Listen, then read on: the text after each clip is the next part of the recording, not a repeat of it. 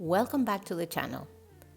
I just went through the process of getting an Italian driver license, and I want to share with you everything that entails to do it and how much it costs to do this. Let's begin with why would you need to go through the driver license process if you already have a driver license in your country. There are countries that have reciprocity agreements, and citizens who move from one country to another can exchange their driver license without having to do a test. In our case, we are in Italy, and they have a national driver license here. The United States has 50 different licenses, so the reciprocity agreements have to be done between a country and each individual state in that case. For example, Germany and France have agreements with Texas. So if you have a Texas driver license and move to Germany or France, you can exchange your license without having to do a whole process from zero. Since Italy does not have a treaty, I had to do the entire process from zero like a new driver. Now, here's the fun part. In Italy, the theory test is only done in Italian, French, or German. So here's when things get complicated. First, I registered with an autoscuola or driving school. In this case, I was lucky that there is a school here in Lucca that is owned by a lady who is from California, so she does classes in English in the mornings and in Italian at night. Now, in my case, out of the 3 languages offered, I chose Italian because it was the only language that I was understanding better, and I had a higher chance to pass the test. So I started attending the classes in the mornings and at night. Here's how it works. The instructor will still give you the practice test in Italian, but she would explain concepts in English and clarify any doubts in English. This class is mainly attended by expats and immigrants who are still struggling with Italian. The night classes are completely in Italian, and the majority of the students are 18-year-olds who are getting their driver license for the first time. Of course, you have to understand that the instruction is not focused on language. You have to understand or have some level of Italian to be able to go through the classes. Remember that their job is to work on the driving instruction, not on language. Another thing to keep in mind is that the vocabulary used in this test is not common vocabulary, and even Italians struggle with the test because of it. I began taking classes on September 18th, and I was going to classes 5 times a week. I have to clarify that this was my choice and that not everyone was attending that many classes. To supplement the classes, I was using 2 applications, Guida e Vai and Patente per Stranieri. I'm not going to lie, I was on those 2 apps every waking moment. They mimic the test, so they serve as really good practice. The real test consists of 30 questions, true or false, and you can only miss 3 questions to pass. There is a 7,000 question bank for the test that you have to study. The topics cover things I've never had to study before for a driver license. For example, some of them are you have to know the mechanics of a car, how the brakes work, speed limits for the different vehicles on the different types of roads, the road signs, of course, maintenance of the vehicle, insurance, alcohol and drug usage, and even first aid. I have to clarify that you do not have to be enrolled in an autoscuola to do this. You can do this part on your own, but they really simplify things or make things easier because they take care of the steps and dealing with the DMV, which, you know, if you don't have a high command of Italian and things like that, it could get a little complicated. So it's better, for me, it was better to just go through the autoscuola. When I was ready to take the theory test, but before I could get scheduled, I had to get a medical clearance from my doctor. So I had to get a form signed off saying I don't have any medical issues like diabetes, heart problems, or suffer from seizures, for example. Now, if you do have any of those medical issues, then you would have to go to a medical board or specialist to get cleared. In this case, the process might take a little longer. Then the school scheduled me for an eye exam with a doctor who comes to the school and tests everyone there. I also had to bring a picture for the file that would be the picture that will be on the driver license later.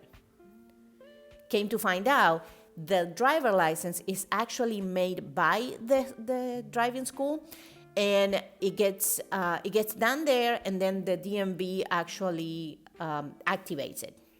Finally, everything was clear, and after 7.5 weeks of school, I was scheduled for the theory test on November 8th.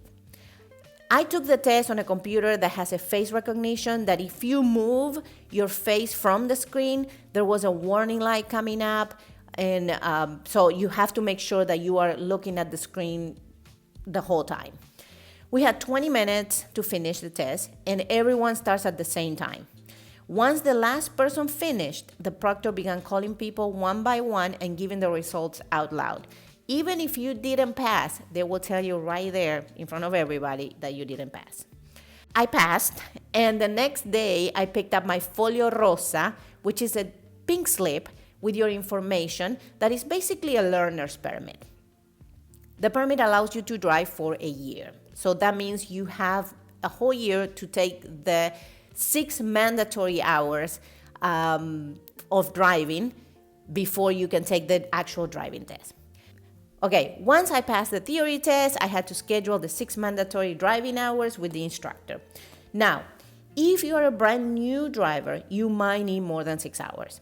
In my case, I've been driving for almost 30 years, so I was told I would only need the 6 mandatory hours. Also, sometimes, you do the first hour with the instructor and he or she will tell you, you are going to need the 6 mandatory hours, you're going to need more, maybe because you are not used to the driving here or, certain things like that.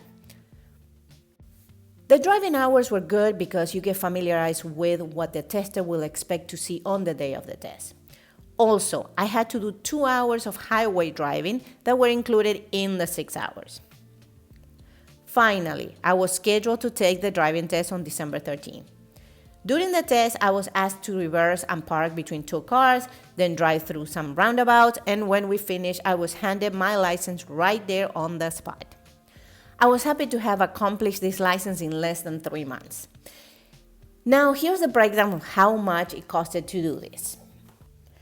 310 euros for the classes, plus 415 euros for the driving lessons. Then 50 euros was for the doctor clearance. The eye exam was 35. Other governmental fees, 75 euros with 75 cents. And the pictures were 6 euros. It comes down to a total of 891 euros and 75 cents. As you can see, it's not cheap, but it was worth it since now I can drive in any country in the European Union. And if we decide to move within Europe, I would not have an issue with the driver license since I can exchange it in any European country. I do want to say that getting a driver license here is a personal choice.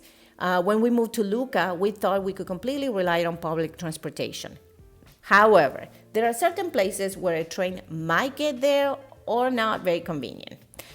And even with public transportation, you still have to walk from a stop to your destination. Now, one option to not needing a driver license is to live in a city like Rome or Milan, where there's ample public transportation and pretty much everything is right there. The bigger the city, the more options you have when it comes to transportation. Lucca is a city of over 80,000 people, and it has public transportation, but sometimes it is not the most convenient to go from point A to point B. Also, you have to keep in mind that when you move here, you have 1 year since you become a resident to drive on your US driver license. Once the year is up, you have to have an Italian license or a European license. One more thing to keep in mind is that once you get an Italian driver license like I did, then you are considered a neopatentato or new driver. It doesn't matter if you have been driving for 30 years in your country. And because you are considered a new driver, you are only allowed to drive a car that has under 95 horsepower. This is for the first year, as of right now, December 2023. But they are about to change the law to 3 years in 2024. So for anyone getting their license in 2024, they will be subjected to the new law. And of course, you will have to wait on buying that Ferrari. Now, we don't own a car yet, but we'll look into the options for cars. Also, I want to clarify that I did this process in Lucca and that even though the requirements are the same in all Italy, each city does things at their own pace and order. Hope you enjoyed this informational video, and if you have any questions or comments, please leave them below. Hope to see you in the next one.